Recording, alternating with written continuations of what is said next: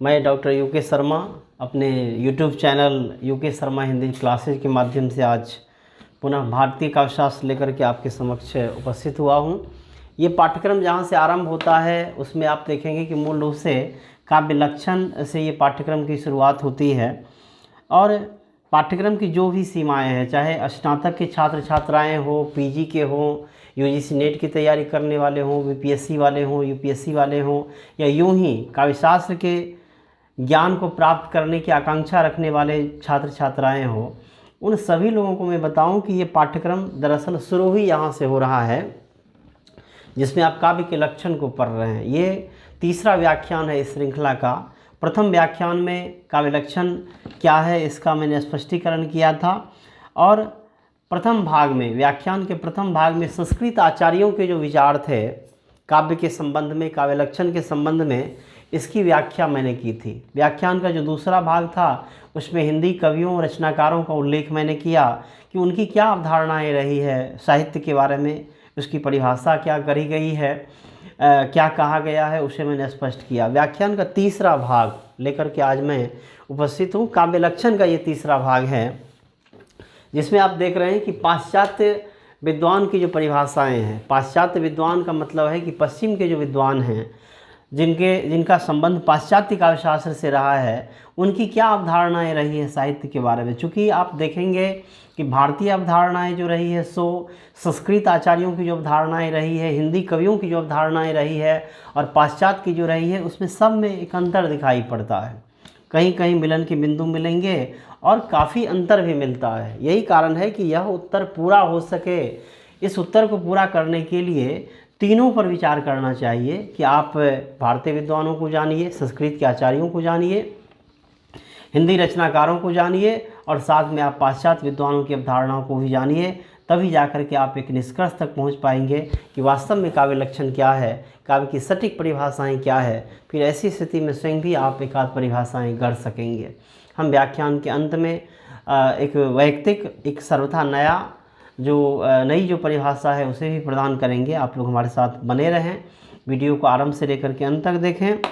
यह व्याख्यान सर्वथा सारे छात्र छात्राओं के लिए उपयोगी है, चाहे वो बीपीएससी की तैयारी कर रहे हों, चाहे यूपीएससी की तैयारी करने वाले हों, नेट की तैयारी करने वाले हों, स्नातक में पढ़ रहे छात्र छात्राएँ हो या पीजी में पढ़ रहा हो, उन लोगों के लिए, तमाम लोगों के लिए उपयोगी है।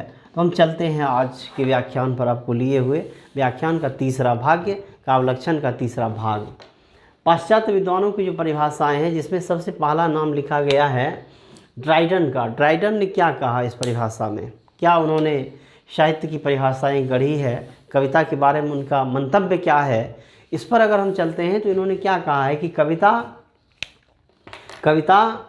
रागात्मक और छंदोबद्ध भाषा के माध्यम से प्रकृति का अनुकरण है। यहाँ तीन चीज़ों को समझना है। पहली बात यह है कि रागात्मक और छंदोबद्ध भाषा क्या है। भाषा के स्तर पर अगर हम बात करेंगे तो पाश्चात्य विद्वानों का यह मंतव्य रहा है कि साहित्य में दो तरह की भाषाओं का प्रयोग किया जाता है, या कविता में दो तरह की भाषाएं प्रयुक्त होती है। एक भाषा जो रागात्मक होती है और दूसरी भाषा जो तथ्यात्मक होती है। विज्ञान में जिस भाषा का प्रयोग किया जाता है वो तथ्यात्मक भाषा होती है और उसमें आप देखेंगे कि शब्द का बहुआयामी अर्थ नहीं लिया जाता है। वहाँ पर अगर शब्द का पर्याय लिया जाए, पर्यायवाची शब्दों का प्रयोग किया जाए तो वो अर्थपूर्ण नहीं हो पाएगा। इसलिए विज्ञान में सपाट बयानी होती है, या साहित्येतर जो विषय है, खास करके इतिहास हो या भूगोल हो या नागरिक शास्त्र हो या राजनीति शास्त्र हो, कोई भी अन्य विषय जो है उसमें मूल रूप से रागात्मक के जगह पर आप देखेंगे कि तथ्यात्मक भाषा का प्रयोग किया जाता है। वहाँ अगर रागात्मक का प्रयोग किया जाए तो वो अन्याय हो जाएगा। साहित्य में रागात्मक भाषा के प्रयोग किए जाते हैं, क्योंकि एक शब्द जब यहाँ प्रयुक्त होता है तो वो अपने आप में कई अर्थों को भरता है। यूँ ही पाश्चात्य में दृष्टिकोण रहा है कि साहित्य की भाषा वस्तुतः स्त्री भाषा है, स्त्रियाँ जो बोलती हैं वो उसका मतलब नहीं होता है। ठीक उसी प्रकार से साहित्य में जो अर्थ भरे जाते हैं वो अर्थ अंतर्निहित होता है, गौण होता है। एक सामान्य सा उदाहरण लेंगे कि कबीर ने जो कहा है कि माली आवत देख कर कलियन करी पुकार, फूली फूली चुन लई काल हमारी बार। इसके अगर सामान्य अर्थ को हम लेते हैं तो सामान्य अर्थ में तो यही होगा कि माली आ रहा है और कलियां परेशान है कि हमें ये चुन लेगा कल, क्योंकि कल भी हमारी बारी यही होगी। आज फूले हुए फूलों को चुनेगा और कल मुझे भी उठा कर ले जाएगा।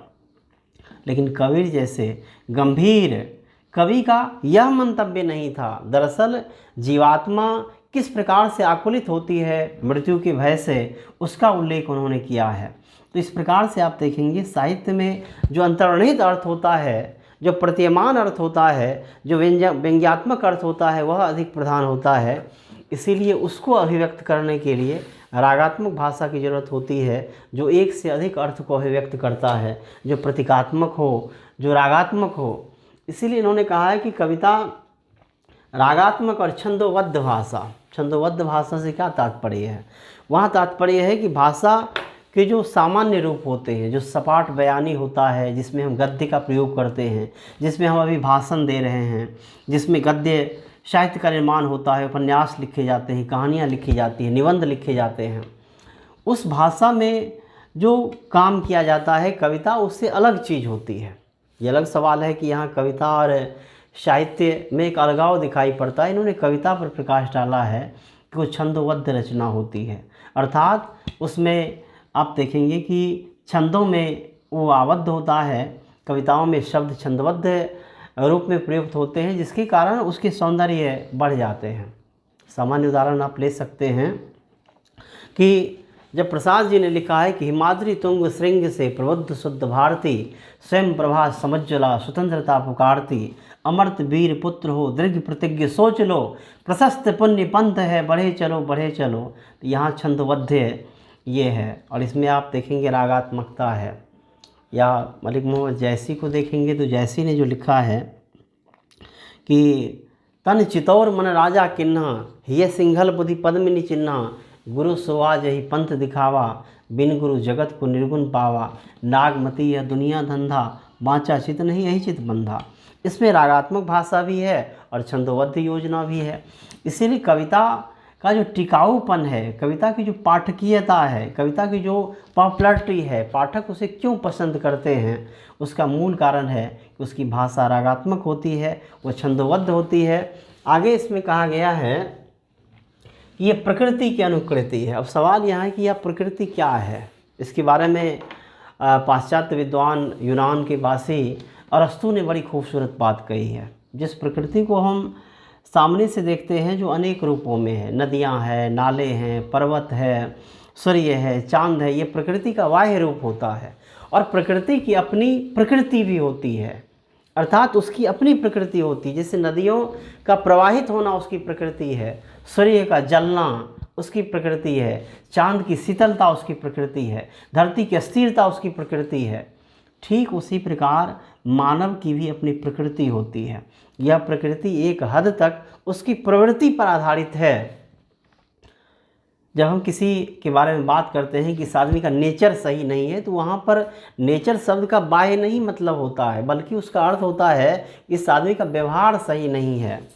और मूल रूप से यहाँ जो ड्राइडन ने कहा है कि यह उसके माध्यम से प्रकृति की अनुकृति है, तो दरअसल मनुष्य की जो प्रकृति होती है, यह प्रकृति उदात्त भी हो सकती है, श्रेष्ठ भी हो सकती है, जैसे दया है, करुणा है, क्षमा है, सहानुभूति है, मानवता है। ये सारी भावनाएं जो मूल रूप से होती है, हम इसी का अनुकरण करते हैं। किसी ने राम काव्य का निर्माण किया तो राम के जो उदार और उदात्त चरित्र है उसकी प्रस्तुति इसमें हुई है, तो समाज उसका अनुकरण करता है। या कोई भी लेखक या कोई भी जो अभिनेता होता है, वो राम की जो प्रकृति होती है, राम का जो रामत्व होता है, उसका वो अनुकरण करता है। तो ये प्रकृति की अनुकृति है, मतलब प्रवृत्ति की अनुकृति है। यहाँ जो कहा है लेखक ने कि छंदोबद्ध भाषा के माध्यम से प्रकृति का अनुकरण है, यह परिभाषा बेहद सटीक, सार्थक और सारगर्भित प्रतीत हो रहा है। अगली परिभाषा की ओर हम आपको लिए चलेंगे। विलियम वर्ड्सवर्थ बहुत प्रसिद्ध है। विलियम वर्ड्सवर्थ के बारे में कहा जाता है कि मूल रूप से जिस दौर में एक साहित्यिक आंदोलन पश्चिम में चला था, जिस आंदोलन को रोमांटिसिज्म और हिंदी में हम स्वच्छंदतावाद के नाम से जानते हैं, जिसमें मूल रूप से स्लेगिल ने उसका प्रवर्तन किया था। बाद में उसमें किट्स हुए, शैली जैसे कवि उसमें हुए। उसमें बहुत प्रख्यात कवि के रूप में नाम लिया जाता है विलियम वर्ड्सवर्थ का। विलियम वर्ड्सवर्थ ने मूल रूप से रोमांटिसिज्म का मैनिफेस्टो रचा था, उसका घोषणा पत्र इन्होंने निर्मित किया था। जब ये मूल रूप से लिरिकल बैलेट्स के लिए प्रीफेस टू लिरिकल बैलेट्स नाम की भूमिका लिखी थी 1800 ईस्वी में, तो वहाँ से रोमांटिसिज्म एक नए स्वरूप को धारण करता है। कविता की भाषा ग्राम्य भाषा हो, कविता का विषय ग्राम्य जीवन हो, इसका समर्थन इस कवि ने किया था। इसलिए रोमांटिसिज्म एक प्रकार से जो साहित्यिक क्लासिसिज्म है, जो साहित्यिक अभिजात्यवाद है, इसके खिलाफ जो एक बहुत ही सहज आंदोलन था, जिस आंदोलन पर व्यापक प्रभाव पड़ा हुआ था फ्रांस की राजक्रांति जो 1789 ईस्वी में हुई थी, उसका व्यापक प्रभाव पड़ता है कि जब अभिजात्य को सत्ता से बहिष्कृत कर दिया गया, जब किसान, मजदूर और आम आदमी सत्ता में आ गए थे, तो इसी प्रकार से साहित्य में भी परिवर्तन हुआ था कि साहित्य में लंबे अरसे से जो एक मठवाद का निर्माण हो चुका था, इसके खिलाफ आम जनों को नायक बनाया जाने लगा। महिलाएं नायक बनाई गई, किसानों और मजदूरों को नायक बनाया गया। तो आप यहाँ देखेंगे कि इस काव्यधारा का समर्थन करने वाले, इस विचार का समर्थन करने वाले विलियम वर्ड्सवर्थ ने बहुत ही सहज परिभाषा रची है। लिरिकल बैलेट्स में उन्होंने लिखा है कि poetry is spontaneous overflow of powerful feelings. अब आप देखेंगे ये ओवरफ्लो क्या है। जब किसी भी मनुष्य का जो मन है या उसका जो हृदय है, जब वो भावनाओं से भर जाता है, चाहे वो दया हो, वो करुणा हो, वो कोई भी भाव हो, वह प्रेम हो, वह वियोग का भाव हो, जब भावनाएं लबालब भर जाती है हृदय में, तो शब्द छलक पड़ते हैं। उस शब्द पर फिर अपना नियंत्रण नहीं रह पाता है। एक प्रकार से कहें तो विलियम वर्ड्सवर्थ ने कविता को एक प्रकार से अचेतन प्रक्रिया से जोड़ने का कार्य किया है। इन्होंने कहा है कि यह सचेतन प्रक्रिया नहीं है, बल्कि हृदय का उच्छलन जब होता है, हृदय में जब भावनाएं लबालब भर जाती है, तो शब्द छलक पड़ते हैं, कविताएं बन जाती हैं। विलियम वर्ड्सवर्थ ने इस रूप में इस पर प्रकाश डाला है। सुमित्रानंदन पंत ने जो लिखा है अपने विचार में कि वियोगी होगा पहला कवि, आज से उपजा होगा गान, उमर कर आँखों से चुपचाप बही होगी कविता अनजान। कविता अनजाने में भावना से अभिभूत होकर के जब बह जाती है, जब शब्द छलक जाते हैं, तो कविता बन जाती है। विलियम वर्ड्सवर्थ ने इसी तरह की बात कही है कि शब्द जब छलकते हैं, भावनाओं से जब हम अभिभूत हो जाते हैं, तो कविता बन जाती है। यह परिभाषा काफ़ी महत्वपूर्ण हुई। कुछ लोगों ने इसका विरोध भी किया, इसलिए भी विरोध किया कि कहा गया कि इसमें अचेतन प्रक्रिया कविता को कही गई है, जबकि स्वयं विलियम वर्ड्सवर्थ अपनी कविता लिखते थे और 3 बार उसे काट करके ठीक करते थे। विलियम वर्ड्सवर्थ ने कई प्रसंगों में स्वयं ही कहा है कि मैं जब अपनी कविता को तीसरी बार लिखता हूँ, तो वो कविता अपने मूल स्वरूप में आ जाती है। इसीलिए विलियम वर्ड्सवर्थ की परिभाषा और उसका अपना जो काम है, उसमें थोड़ा सा विरोधाभास दिखाई पड़ता है। आप ये कई प्रसंगों में देखेंगे। अगले विद्वान जॉनसन है। जॉनसन को हम देखेंगे कि छंदमयी बानी कविता है। छंदमयी बानी, इसका मतलब है कि छंद के परे, छंदों की सीमा रेखा के परे जो बानी है वो कविता नहीं है। इन्होंने छंद की महत्ता को स्वीकार किया है और ये छंद लगभग तमाम भाषाओं में प्रयुक्त किए जा रहे हैं। कविता में छंद के प्रयोग किए जा रहे हैं। दयाल जी ने आंदोलन किया था छंद के खिलाफ और उन्होंने कहा था कि जिस प्रकार से मनुष्य के विकास के लिए आज़ादी अनिवार्य है, ठीक उसी प्रकार से कविता की भी जो छंद भंगी है, छंद से जो मुक्ति है, वह उसके संवर्धन के लिए, वो उसके विकास के लिए अनिवार्य है। लेकिन आप देखेंगे कि जो छंदबद्ध कविता होती है, उसकी जो लोकप्रियता होती है, उसकी जो पाठकीयता होती है, वह किस प्रकार से लोगों की जुबान पर उतर जाती है। शब्द कठिन होने के बावजूद भी लोग उसे आत्मसात कर लेते हैं, उसे लोग उद्धृत करते हैं। आज कबीरदास अमर हो गए, सूर अमर हो गए, तुलसी अमर हो गए, जैसी अमर हो गए। उसका मूल कारण क्या है? उन कवियों ने मूल रूप से छंदबद्ध रूप से सृजन किया है, सहज रूप से उनके शब्द पाठकों, दर्शकों की जुबान पर उतर जाती है। इसलिए इनका भी मानना एक तरह से ठीक है। आज आधुनिक दृष्टिकोण से अगर हम देखें तो एक हद तक गलत है, चूँकि आज छंद मुक्ति की भी कविताएं लिखी जा रही है और छंद की जो अपरिहार्यता है इसको थोड़ा सा गौण कर दिया गया है। कविता का जो एस्थेटिक है उसके जगह पर भारतीय दृष्टिकोण उसके मूल रूप से कथ्य पर जोर डालता है, जबकि पश्चिम में लोग उसके एस्थेटिक पर, उसके शिल्प पर, उसके सौंदर्य पर जोर डालता है। इन्होंने कहा है कि छंदमयी वाणी जो है वो कविता है। इन्होंने छंद की अनिवार्यता को यहाँ स्वीकार किया है। मैथ्यू आर्नल्ड प्रगतिवादी लेखक हैं। उनका मानना है कि सत्य तथा काव्य सौंदर्य के सिद्धांतों के द्वारा निर्धारित उपबंधों के अधीन जीवन की समीक्षा का नाम काव्य है। जीवन की समीक्षा का नाम काव्य है। सत्य और काव्य सौंदर्य। काव्य के बारे में कहा गया है कि काव्य में चाहे लाख कल्पना कर ली जाए, उसका आधार हमेशा सत्य ही होना चाहिए। अगर कहीं से कविता का संबंध या साहित्य का संबंध यथार्थ के साथ नहीं रहा हो तो वो साहित्य वायवीय हो जाएगा, काल्पनिक हो जाएगा, मिथकीय हो जाएगा और लोग उसे पसंद नहीं करेंगे या परिवर्तन की चेतना जगाने में उस प्रकार का साहित्य सर्वथा अक्षम सिद्ध होगा। इसलिए मैथ्यू आर्नल्ड जैसे जो प्रगतिवादी लेखक हैं उन्होंने स्पष्ट रूप से इस चीज़ को स्वीकार किया है कि सत्य और काव्य सौंदर्य जो होता है इस दोनों की अनिवार्यता होती है कि कविता सत्य आधारित हो। उसकी जो घटनाएं हैं, जो तथ्य है, जो कथ्य है, उसमें कहीं ना कहीं उसका संबंध यथार्थ के साथ होना चाहिए। दूसरी ओर ये सौंदर्य, काव्य सौंदर्य पर जोर डालते हैं। पश्चिम में यह हुआ कि भारत के लोगों ने काव्य के कथ्य पर काफ़ी जोर डाला कि हम आखिरकार समाज को क्या कह रहे हैं, पर पश्चिम में एक नवीन दृष्टिकोण परिवर्धित हुआ, विकसित हुआ, जो एस्थेटिक पर जोर डालता है, जो रचना के रचाव पर जोर डालता है, जो उसकी भाषा और शिल्प पर जोर डालता है और शिल्प के माध्यम से अपनी बात कहना चाहता है। खास करके जो न्यू क्रिटिसिज्म का विकास हुआ या विखंडनवाद का विकास हुआ, संरचनावाद और उत्तर संरचनावाद का विकास हुआ, रूसी रूपवाद का विकास हुआ, इन विचारधाराओं ने, इन सिद्धांतों ने साहित्य के एस्थेटिक पर जोर डाला, उसकी सौंदर्य साहस पर जोर डाला है। बहरहाल यहाँ इन्होंने कहा है कि सत्य और काव्य सौंदर्य जो है उनके सिद्धांतों के द्वारा निर्धारित उपबंध मतलब प्रबंध, व्यवस्था जो है उसके माध्यम से इन्होंने कहा है कि जीवन की समीक्षा का नाम काव्य है। जीवन की समीक्षा, क्रिटिसिज्म ऑफ लाइफ, जीवन की समीक्षा काव्य है।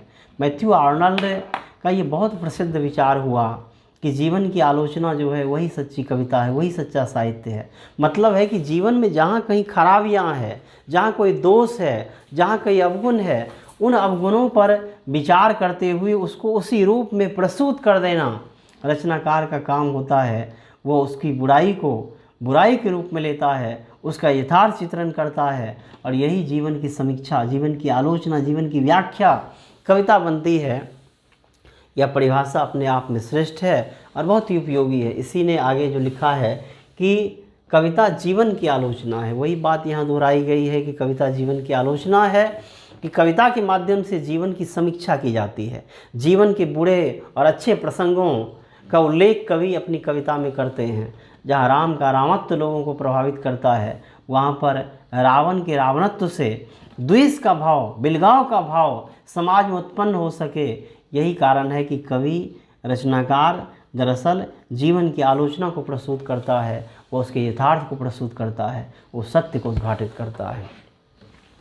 अगले विद्वान मिल्टन है। मिल्टन जो अंधे कवि हुए और बहुत प्रसिद्ध हुए, उनका कथन है कि सरल, प्रत्यक्ष तथा रागात्मक अभिव्यक्ति काव्य है। सरल होना चाहिए, प्रत्यक्ष होना चाहिए। प्रत्यक्ष का मतलब है कि उसमें बिंब होना चाहिए, कि जब भी हम कविता के माध्यम से अपने भावों को प्रकट करें तो वे भाव साकार रूप में पाठकों के सामने प्रत्यक्ष हो जाए, उपस्थित हो जाए। इसीलिए काव्य की सहजता और उसकी जो प्रत्यक्षता है, उसकी जो बिंबात्मकता है, उस पर इसने जोर डाला है। और साथ में इन्होंने कहा है कि रागात्मक अभिव्यक्ति कविता है। कविता में रागात्मक अभिव्यक्ति होती है। कविता दरअसल मूल रूप से केवल और केवल तथ्य को प्रस्तुत नहीं करता है, बल्कि उस तथ्य को बहुत ही सरस ढंग से, आत्मीय शैली में, रागात्मक तरीके से, भावात्मक तरीके से, हृदय के अनुभूतियों के सम्मिश्रण से उसको प्रस्तुत करता है। इसीलिए इन्होंने कविता का संबंध रागात्मकता से जोड़ा है। अगले आचार्य, अगले विद्वान हमारे सामने एस.टी. कॉलेज है। S T. College Samuel Taylor college, कल्पना सिद्धांत के प्रवर्तक, विलियम वर्ड्सवर्थ के साहित्यिक मित्र और दरअसल रोमांटिसिज्म में एक कवि और एक आलोचक के रूप में इनकी गणना की जाती है। ये अलग सवाल है कि जीवन के उत्तरार्ध में आकर के इन्होंने विलियम वर्ड्सवर्थ को उखाड़ फेंका, उसके सिद्धांतों को खारिज कर दिया, उनकी अवधारणाओं को मटियामेट कर दिया बायोग्राफिया लिटरेरिया नाम की पुस्तक में। बायोग्राफिया लिटरेरिया जो 1817 में लिखी गई पुस्तक है, उसी में इनका जो मंतव्य है कि सर्वोत्तम व्यवस्था में सर्वोत्तम शब्द कविता है। सर्वोत्तम व्यवस्था में सर्वोत्तम शब्द कविता है। जब कोई भी कवि काव्य का सृजन करता है तो वो शब्दों का चयन करता है, शब्दों का चयन करके उसकी अपनी क्रमिकता का निर्धारण वो करता है। गद्य में इसकी कोई अनिवार्यता नहीं होती है, लेकिन कविता में जो शब्द की क्रमिकता है उस क्रम से अपना अपना अर्थ अलग अलग रूपों में व्यंजित होता है। इसीलिए इन्होंने कहा है कि जब भी काव्य का सृजन किया जाता है तो सृजन के क्रम में सर्वोत्तम व्यवस्था, शब्दों के क्रम की जो सर्वोत्तम व्यवस्था होती है उस पर कवि का ध्यान होता है, उस पर उसका जोर होता है। और सर्वोत्तम शब्द कविता है। कविता में हम उसी शब्द को चयन करते हैं जो हमारे मंतव्य को, हमारे अर्थ को, हमारे अभिव्यक्ति को सार्थक रूप से पाठकों तक पहुंचा पाए, उसकी अनुभूतियों को कुड़ेद सके, उसके भाव को जगा सके, परिवर्तन कर सके। ये हमारा भाव होता है।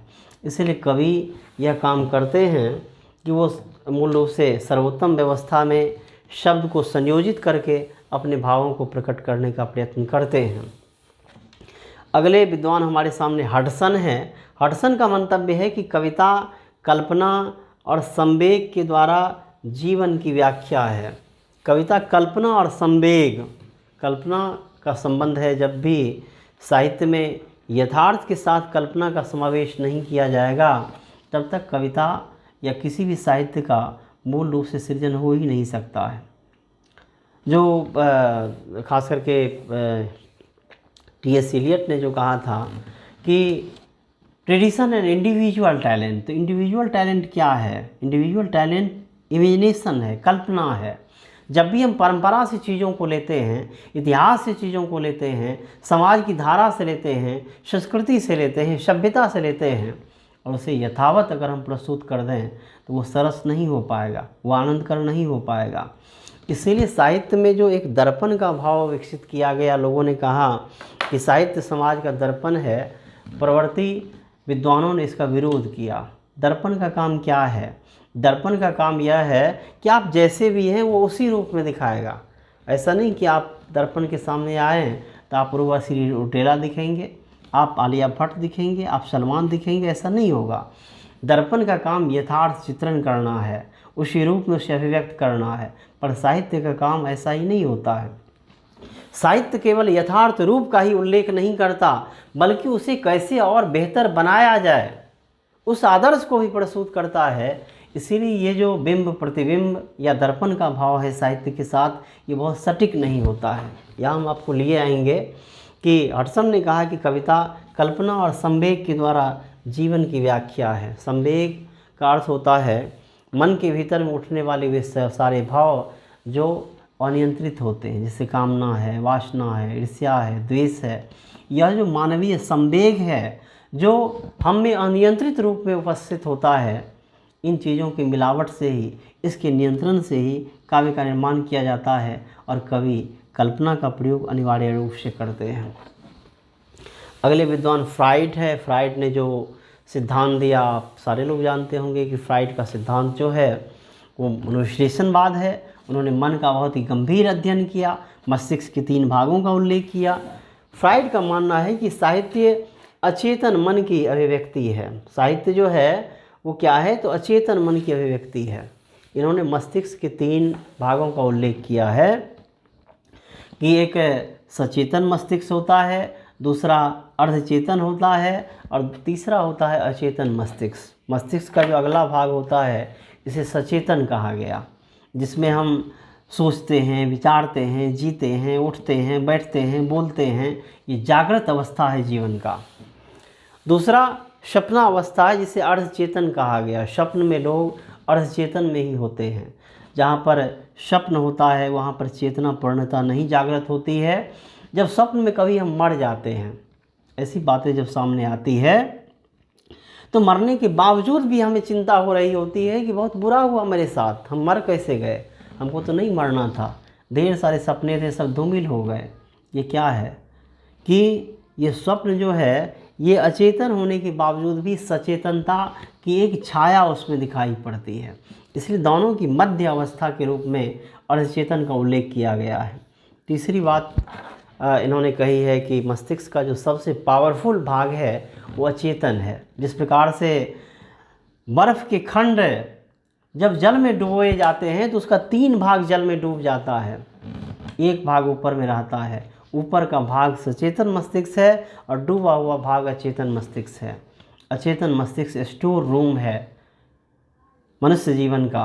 इसीलिए इसमें इन्होंने कहा है कि जब किसी भी आकांक्षा को हम अपने मन में, चेतन मन में उत्पन्न करते हैं, वह इच्छा दमित होती है सामाजिक कारणों से या नैतिक कारणों से। जब वो इच्छा दमित होती है तो कहीं न कहीं वो जा कर के अचेतन में संचित हो जाती है। अचेतन में वो भाव जब संचित हो जाती है तो कभी न कभी स्वप्न में उसकी अभिव्यक्ति होती है या साहित्य में उसका प्रयोग होता है। जो स्वप्न में हम देखते हैं रात में, वो ज़रूरी नहीं है कि हमने कल दिन में सोचा था, बल्कि हम 10 साल पहले भी अगर सोचे हुए हैं, अचेतन में ये संचित भाव हमें स्वप्न में दिखाई पड़ सकते हैं। या हमने जो दिन में सोचा वो रात में भी देखा जा सकता है। इसीलिए उसका कोई कालक्रम नहीं है, ना ही उसका कोई अस्थिर स्वरूप है, वह कुछ अलग रूप में भी दिखाई पड़ सकता है। इसीलिए स्वप्न की अवस्था जो है वो अर्धचेतन है।